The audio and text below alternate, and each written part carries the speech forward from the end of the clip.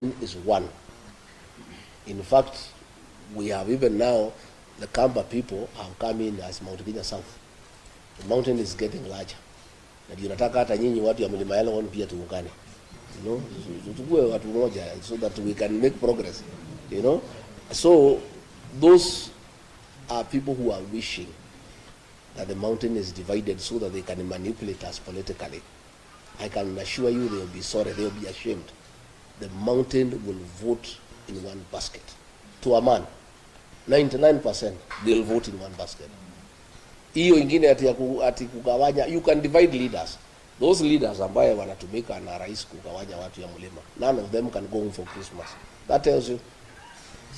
Viongozi wako, they are divided, some are in Mombasa, some are in Eldoret, others in Nairobi. None of them can go to the mountain because the mountain itself is solid. And it has said those are traitors to the community. They cannot go home because they are being used by the president to divide the community. And the community has refused. I want to ask the people of Western to have unity of purpose, to be one as Western region. The 4 counties, plus your diaspora in Nairobi and Mombasa, talk as one. Put together 5 million votes and agree to come out on the voting day. And I can assure you, if you do that, you will be in government for eternity.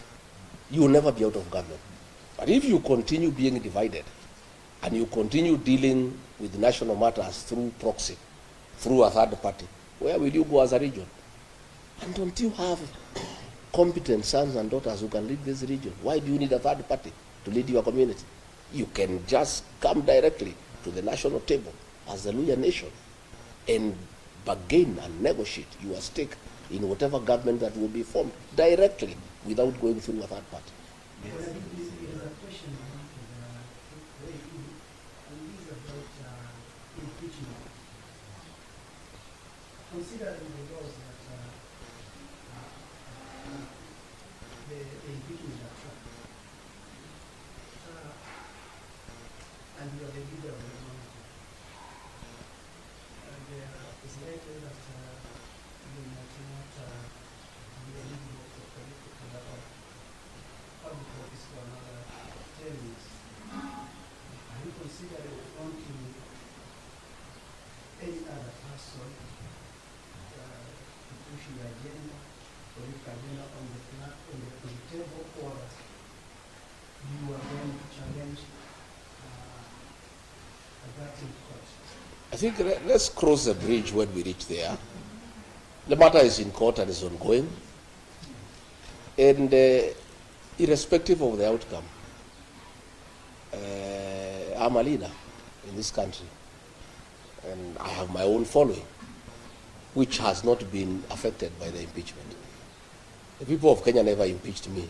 It's just a few MPs who are given money, senators. That is it. But I still have a large following. I have people who depend on me for political leadership. And there are many Kenyans who can lead. I don't have to be in office. Okay? There are many Kenyans, and I'm not a selfish person. I am somebody who is open-minded. What we want is the best for this country. And we have many leaders, including the ones from Western Kenya, who can lead this country. You know, and we cannot, I don't want to say what will happen in court. We have a board case, and we think the court will give us justice that is favorable to us. But it doesn't matter whatever it is that we are talking to the people, and the people are listening to us. And they are not listening to me because I am in office. I'm not in office. They are listening to me because I have something to offer. You know? And if I was as useless as the ones we pictures wanted us to be, they will not be following me all over and disrupting my meetings. If you look at newspapers and the social media, all the government people, they just talk about me every day. Much more than they were even talking when I was in office. Which means I have something to offer, and I have some significant contribution to make to the politics of this country. So we'll continue engaging. Yes. Yeah.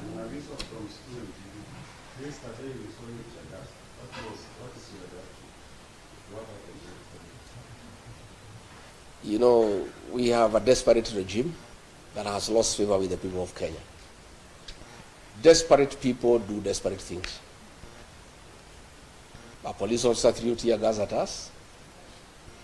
The meeting went on, and the people were dealt with by wananchi. You know, wananchi are protecting our meetings. Our wananchi will not allow that kind of nonsense anywhere. So the meeting still went on.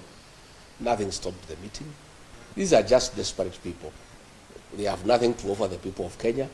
There are so many questions, abductions they cannot answer, cost of living they cannot answer, poor economic management they cannot answer. They are left to desperate acts of trying to stop our meetings. In fact, those acts of trying to stop our meetings make the people more agitated by the government, and they become very rebellious. So to us, it's neither here nor there. It's just an act of desperation by a regime that has lost credibility, that has lost legitimacy, that has lost the goodwill of the people of Kenya. And when people are desperate, they are allowed to do desperate things. Yes, those who say that the attacks are planned by the people so that we can fix sympathy. Do you want to believe that kind of thing? Do you want to believe anything this government is saying? They say there are no abductions. President said more than 5 times there are no abductions. He seems to have changed his mind and said he is going to stop the abduction. So if he is going to stop the abductions, who was doing them? Do you believe anything these people say? These people will say anything. They are not believable anymore. People are tired of lies, you know, and everything is there. It's on video. People can see what was happening. A fellow was arrested last night. The Inspector General of Police ordered that he be released unconditionally because they were behind it, and he's a police officer. But those are desperate acts. They change nothing. They just pick the people more a burden. Just on that, you have been claiming that is after the life. Who else do you think will be after my life? The answer is you all know the answer. I did not add anything more. On that abduction, you had said that Yes. Yes. I said they need to dismantle that unit.